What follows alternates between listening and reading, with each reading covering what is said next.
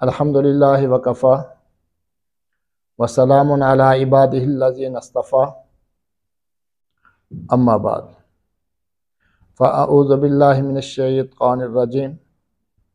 بسم اللہ الرحمن الرحیم فبما رحمت من اللہ لنت لہم ولو کنت فظا غلیظ القلب لانفضوا من حولک۔ یہ اللہ کا احسان ہے، اللہ کا فضل ہے، اللہ کی رحمت ہے کہ آپ نرم دل ہیں۔ اگر آپ سخت دل ہوتے تو صحابہ آپ کے قریب اس انداز میں جمع نہ ہوتے جس انداز میں اس وقت جمع ہے۔ یہاں سے ہمیں ایک سبق ملتا ہے کہ استاد، پیر،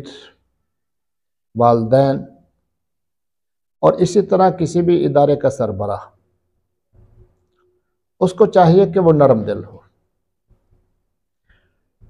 اگر وہ نرم دل ہوگا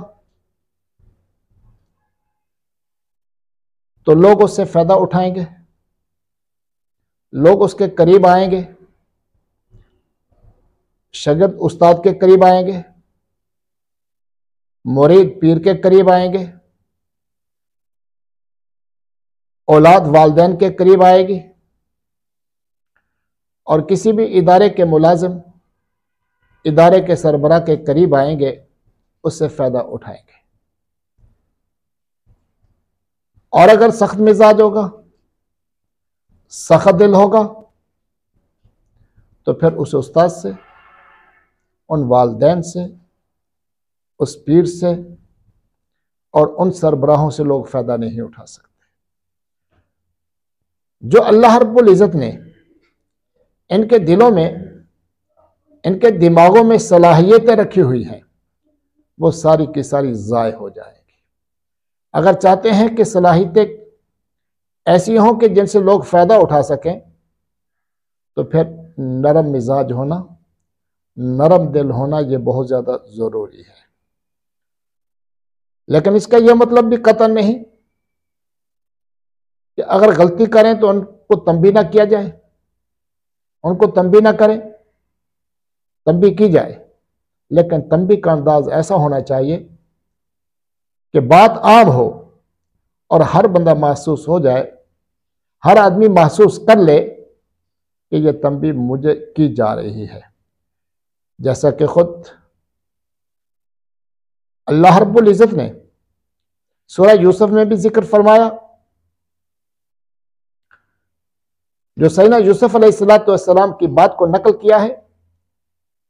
ما بال النسوۃ اللتی قطعن ایدیہن، کیا میری آزادی کا فیصلہ کر رہے ہیں تو وہ جو عورتوں نے اپنے ہاتھ کاٹے، میرے اوپر تہمتیں لگائیں، اس کا کیا بنے گا؟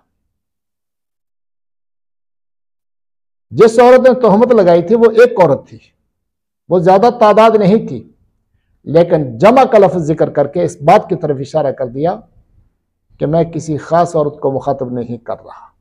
حالانکہ مخاطب وہ ایک ہی عورت تھی، زیادہ عورتیں نہیں تھیں۔ اسی طرح رسول اللہ صلی اللہ علیہ وسلم جب مخاطب کرتے تھے، کسی کو تنبیہ کرتے تھے، کسی کو مخاطب کرتے تھے غلطی سمجھانے کے لیے، تو اس آدمی کو مخاطب نہیں کیا کرتے تھے، بلکہ نبی کریم صلی اللہ علیہ وسلم فرمایا کرتے تھے عام طور پر، ما بال اقوام یرفعون ابصارهم فی الصلاۃ، کہ ان لوگوں کا کیا بنے گا، ان لوگوں کا کیا حال ہے، کیا صورت ہے، کیا بنے گا ان کا، جو نماز کے اندر اپنی نظروں کو اٹھا کر کے رکھتے ہیں۔ کیا مقصد؟ کہ اٹھانے والے کو اکا دکا افراد تھے، کثیر تعداد نہیں تھی، لیکن اس کے باوجود نبی کریم صلی اللہ علیہ وسلم نے جمع کا لفظ بول کر کے ہمیں تعلیم دے دی کہ ہم نے کسی فرد واحد کو مخاطب نہیں کرنا، اگر تنبیہ کرنی ہے، سمجھانا ہے، تو پھر بات عموم کی شکل کے اندر کریں، نہ کہ خصوص کی شکل میں۔ اسی طرح دیکھیے نبی کریم صلی اللہ علیہ وسلم کو کئی مقامات پر تکالیف کا بھی سامنا کرنا پڑا، جیسا کہ غزوہ احد کا موقع ہے۔ صحابہ رضی اللہ عنہم جن کی ڈیوٹی لگائی تھی ایک خاص جگہ پر اور فرمایا تھا کہ تم نے یہاں سے نہیں ہلنا، لیکن صحابہ رضی اللہ عنہ بھی انسان تھے، ان سے کچھ غفلت ہو گئی، کچھ اجتہادی خطا ہو گئی، جس کی وجہ سے انہوں نے وہ جگہ چھوڑ دی، جس کی وجہ سے نبی کریم صلی اللہ علیہ وسلم کے دندان مبارک بھی شہید ہوئے، آپ کی پیشانی زخمی ہوئی، 70 صحابہ رضی اللہ عنہم اس غفلت کی وجہ سے شہید ہو گئے۔ لیکن نبی کریم صلی اللہ علیہ وسلم نے باوجود اس بات کے کہ آپ کو بہت زیادہ تکلیف پہنچی، لیکن آپ نے کسی کو بھی مخاطب کر کے نہیں کہا کہ آپ نے یہ کیوں کیا، یہ آپ نے کیوں کیا، آپ کی غلطی ہے، ایسا نبی کریم صلی اللہ علیہ وسلم نے کسی کو نہیں کہا۔ اللہ رب العزت نے بھی اس واقعے کو ذکر فرمایا تو ساتھ معافی کا بھی ذکر فرما دیا ہے۔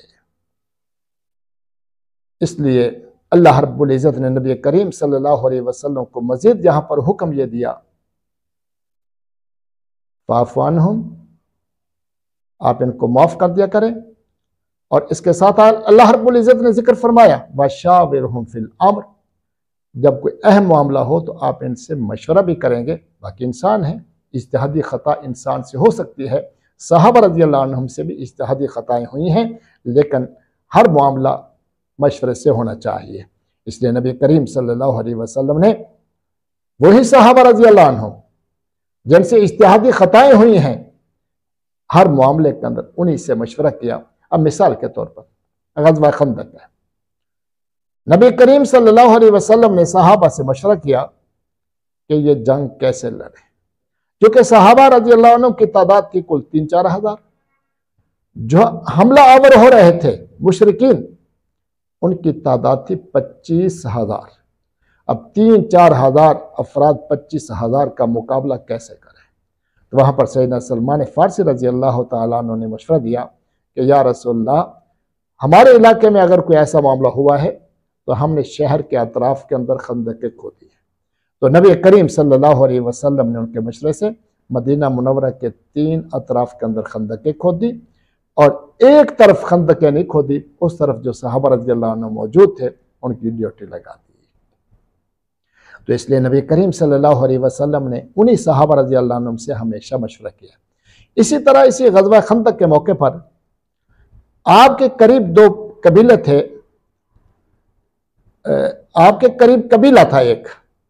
جس کا نام تھا قبیلہ غطفان، یہودیوں کا قبیلہ تھا۔ خطرہ تھا کہ کہیں مشرکین سے مل کر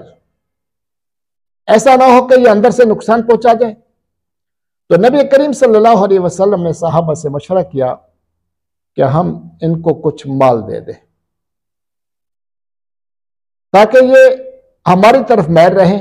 اور مشرکین کے ساتھ مل کر کہیں ہمارے اوپر یہ حملہ آور نہ ہو جائے۔ لیکن حضرت سعد بن عبادہ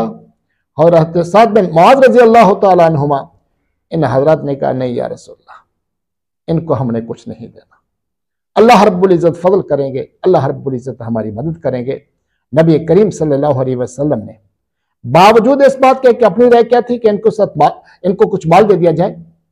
لیکن صحابہ رضی اللہ عنہ کی رائے کو ترجیح دے کر اس کے مطابق عمل کیا، چونکہ اللہ رب العزت نے یہی تعلیم دی ہے کہ آپ نرم ہیں جس کی وجہ سے آپ کے پاس موجود ہیں، لہذا غلطی ہو جائے تو آپ نے ان کو معاف بھی کرنا ہے